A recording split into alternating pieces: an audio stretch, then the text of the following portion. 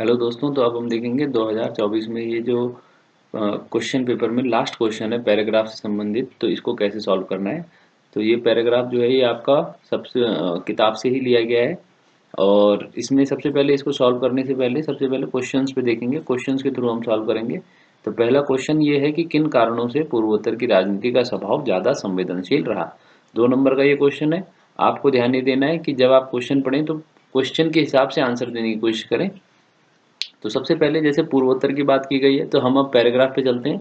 अब वो पूछ रहा है कि पूर्वोत्तर का स्वभाव जो है संवेदनशील रहा राजनीति में, तो किस तरीके से रहा। तो सबसे पहला देखिए, इसमें लिखा हुआ है पूर्वोत्तर का अलग थलग पड़ जाना। एक, इस इलाके की जटिल सामाजिक संरचना। दो, और देश के अन्य हिस्सों के मुकाबले इस इलाके का आर्थिक स्वरूप से पिछड़ा होना। तो ये 3 पॉइंट यहाँ पे बहुत अच्छे दिए गए हैं। सीधे सीधे आपको आंसर यहीं पे मिल जाता है। एक और पॉइंट है, अगर आप 4 नंबर में 2 नंबर में 4 पॉइंट लिखते हैं छोटे छोटे, तो आपके 2 नंबर पूरे मिलने के चांसेस हैं। कि इसमें लिखा हुआ है कि इस इलाके में भारत की अंतर्राष्ट्रीय सीमा रेखा काफी बड़ी है, लेकिन पूर्वोत्तर और भारत के शेष भागों के बीच संचार व्यवस्था बड़ी लचर है। तो अब ये जो 4 पॉइंट हैं, अगर आप ये लिख देंगे तो आपका ये आंसर बिल्कुल सही हो जाएगा। तो आपको देखना है कि जो बड़े आंसर होंगे वो आपको वहीं मिल जाएंगे। ठीक है। नेक्स्ट क्वेश्चन आपका देखते हैं हम। ये है, असम में राजनीतिक स्वायत्तता की मांग क्यों उठी। अब देखते हैं, इसमें देखो असम की बात आ गई है। अब जो ये असम है,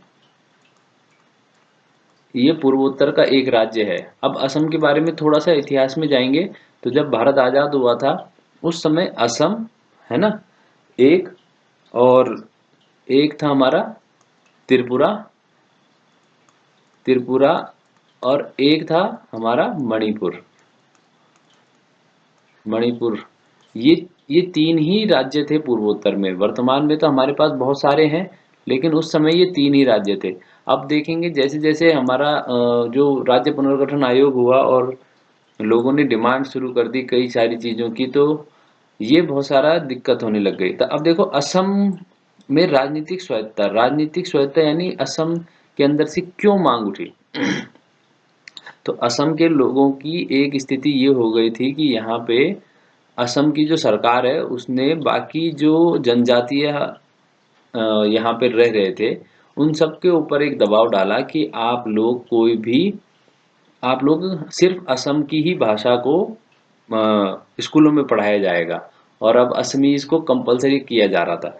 लेकिन क्योंकि ये जनजातीय क्षेत्र है, तो यहाँ पे हर जनजाति की अलग ही एक प्रथा थी, और इसी आधार पे उसके अंदर से स्वायत्तता की मांग उठने लगी। क्योंकि असम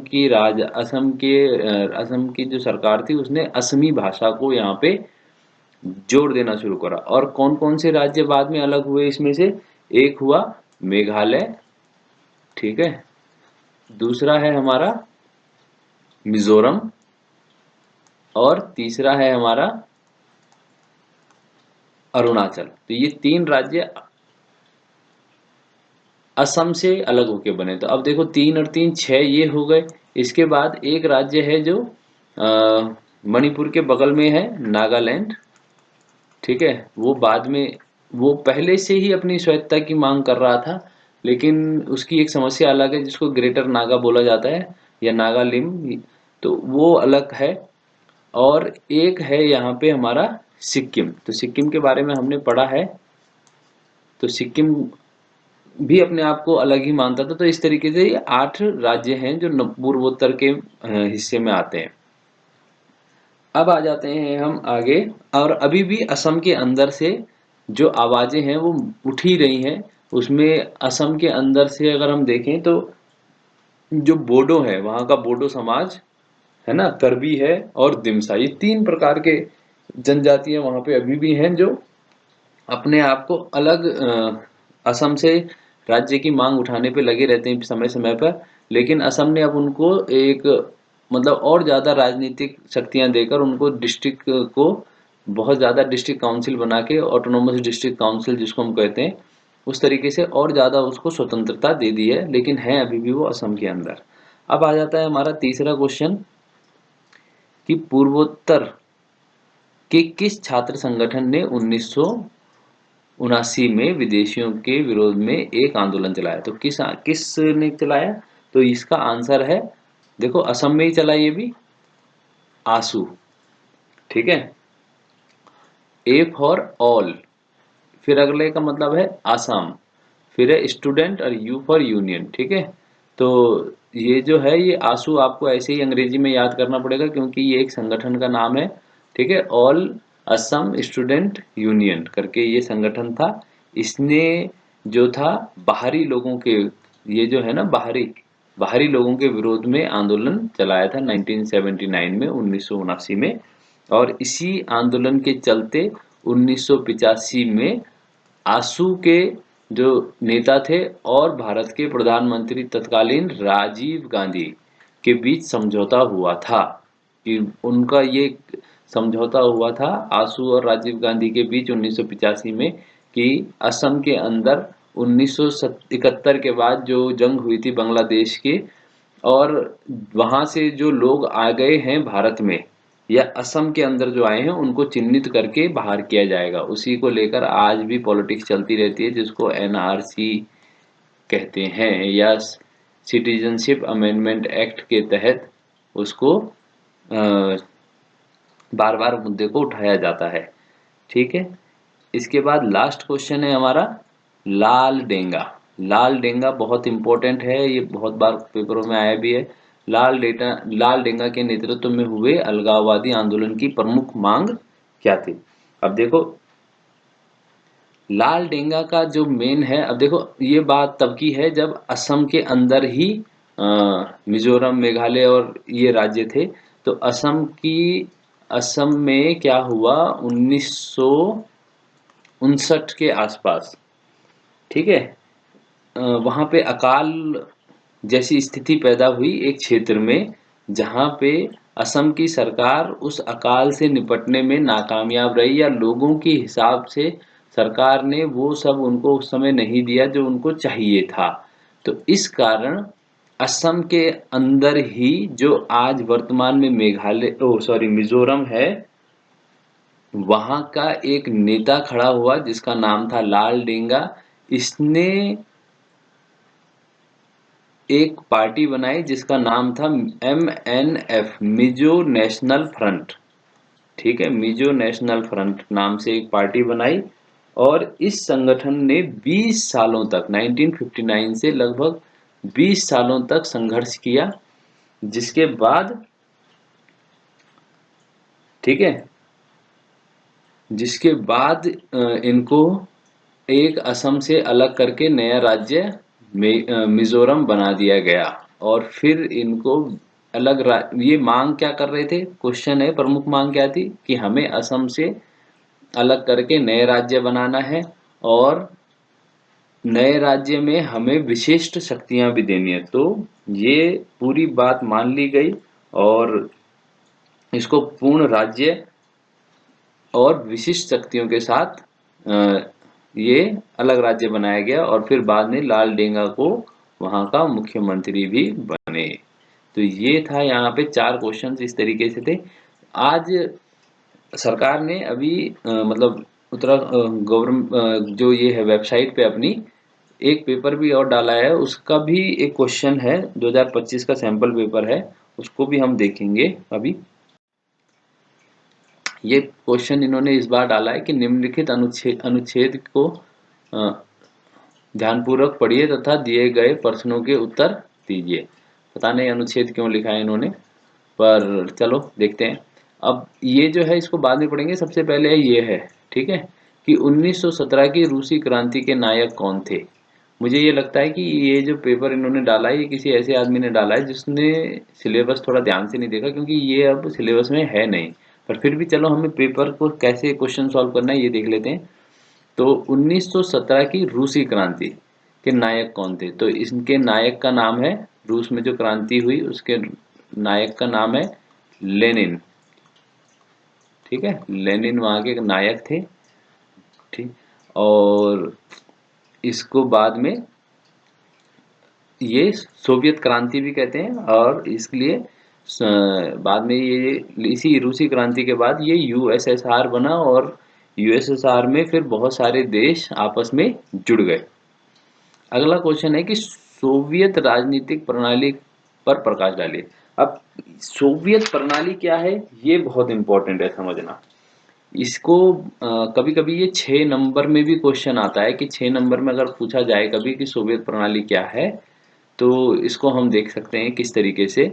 इसमें लिखा हुआ है बहुत सारी चीजें, आप उसको ध्यान से देख सकते हैं, और मैं जो डायरेक्ट यहाँ पे बता रहा हूँ इसको भी पढ़ सकते हैं। कि पहला तो ये है सोवियत जो ये था प्रणाली, इसमें सबसे इम्पोर्टेंट है कि जो लेनिन ने भी जिसको बात कही थी कि निजी जो संपत्ति है इसका अंत हो जाएगा, निजी संपत्ति का अंत हो जाएगा। दूसरा, सिर्फ देश में एक ही पार्टी रहेगी जिसका नाम होगा communist party of communist party, बस ठीक है, कम्युनिस्ट पार्टी ही रहेगी एक। तीसरा इसमें है कि जितनी भी सरकार की जो योजनाएं होंगी वो केंद्रीयकृत हो जाएंगी, यानी सेंट्रलाइज केंद्रीयकृत योजनाएं होंगी। सरकार डिसाइड करेगी कि कौन सी योजना होगी, छोटे राज्यों के पास या ऐसी कोई मतलब विकेंद्रीकरण की कोई शक्ति नहीं होगी, हर योजना केंद्रीयकृत ढंग से बनाई जाएगी। इसमें चौथा है इम्पोर्टेंट, और समाज का जो निर्माण होगा, समाज का जो निर्माण होगा वो समानता के आधार पे होगा, समानता के आधार पे समाज का निर्माण होगा। पांचवा है इसमें, इसमें सबसे ज्यादा जरूरी है, ठीक है। तो ये सारी चीजें हैं, ज्यादा इसमें जोर देने की जरूरत नहीं है। 2 नंबर का क्वेश्चन है तो आपको ये 4 पॉइंट बहुत जरूरी है लिखने, कि निजी संपत्ति का अंत होगा, एक दल का ही शासन रहेगा जिसका नाम कम्युनिस्ट पार्टी होगा, सारी जो सरकार की योजनाएं होंगी वो केंद्रीयकृत होंगी उसमें, और समाज जो होगा वो समानता के आधार पे उसका निर्माण किया जाएगा। एक तो ये हो गया। नेक्स्ट क्वेश्चन देखते हैं। दूसरे विश्व युद्ध के पश्चात सोवियत संघ के महाशक्ति के रूप में उभरने के 2 प्रमुख कारण बताइए। तो 2 कारण कौन से हैं? तो देखिए, दूसरे विश्व युद्ध के बाद की बात है कि सोवियत कैसे इतनी बड़ी शक्ति बन गया। तो इसमें यह हुआ कि जो दुनिया की सबसे बड़ी अर्थव्यवस्था थी यूरोप की देशों की, ठीक है, यूरोप के, तो उसमें क्या था, एक था हमारा ब्रिटेन, ठीक है, एक था हमारा फ्रांस, और इसमें एक और था हमारा जर्मनी। तो ये सारे जो थे इनका तो युद्ध होने की वजह से बहुत नुकसान हुआ, तो ये सब खत्म हो गए। अब दुनिया में जो द्वितीय विश्व युद्ध का जो समय था 1945, उसके बाद जो शक्ति बची वो थी एक यूएसए, जिसको हम संयुक्त राष्ट्र अमेरिका भी कहते हैं, और दूसरा था हमारा यूएसएसआर। तो यूएसएसआर के ऊपर हम इसमें देखेंगे तो यूएसएसआर ही एकमात्र दूसरी नंबर की, यानी इसको ये लिखना है हमें कि जैसे इसने पूछा है कि उभरने के 2 प्रमुख कारण, तो पहला कारण है कि द्वितीय विश्व युद्ध के बाद यूएसएसआर या सोवियत संघ विश्व की दूसरे नंबर की सबसे बड़ी अर्थव्यवस्था थी। दूसरा पॉइंट, इसके अंदर यूएसएसआर, अब यूएसएसआर के अंदर और क्या क्या अच्छी बातें थी इसमें हम देखेंगे। दूसरा पॉइंट है कि इसकी जो संचार व्यवस्था थी जितना भी था, तो हर शहर गांव हर जगह इसने सड़कों को बिछा दिया था, और इसके पास बहुत बड़े बड़े ऊर्जा के भंडार थे। ऊर्जा के भंडार होने के कारण भी ये बहुत बड़ी महाशक्ति बना, क्योंकि उस समय जो ऊर्जा की जरूरत थी, जैसे कि हमारा कच्चा तेल, ठीक है, तेल हो गया, और इसके अलावा लोहा, इसके अलावा इस्पात, स्टील, इस तरीके से बहुत सारे इसके पास भंडार थे। इसके अलावा एक जो सबसे इंपॉर्टेंट है कि ये अपने देश में चाहे वो सुई हो या फिर जितनी भी बड़ी बड़ी गाड़ियां हो, सुई से लेके कार तक, सुई से लेके जहाज तक हर चीज अपने देश में बना रहा था, ठीक है। इसके अलावा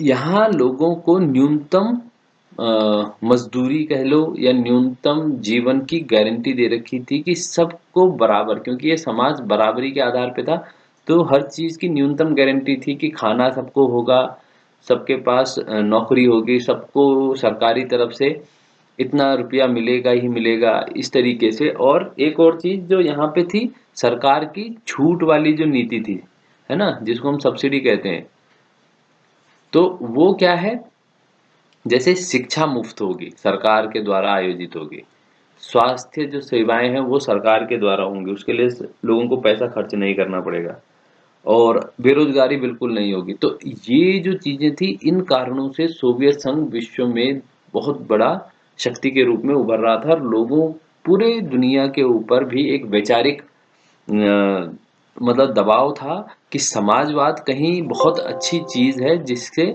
लोगों का बहुत फायदा होता है, मतलब अपने देश में रह रहे नागरिकों का। तो दुनिया भर से इसको समर्थन भी मिल रहा था। इसी आधार पे हमारे जो प्रधानमंत्री थे पूर्व, पंडित जवाहरलाल नेहरू, उन्होंने भी भारत को समाजवादी रूप से ही जो शुरुआत थी आजादी के बाद, वो समाजवादी समाज की ही निर्माण किए करने की थी। तो इस तरीके से ये हम कह सकते हैं इतनी सारी बातों से कि सोवियत संघ जो है वो महाशक्ति था। तो ये जो तरीके हैं क्वेश्चंस को सॉल्व करने के, आपको किताबों में से भी बहुत कुछ याद रखना पड़ेगा जब आप क्वेश्चन सॉल्व करेंगे। ऐसा नहीं होगा कि हर आंसर आपको पूरा का पूरा यही मिल जाएगा, अगर आप अपने आंसर को बेहतर बनाना चाहते हैं तो। ठीक है, धन्यवाद।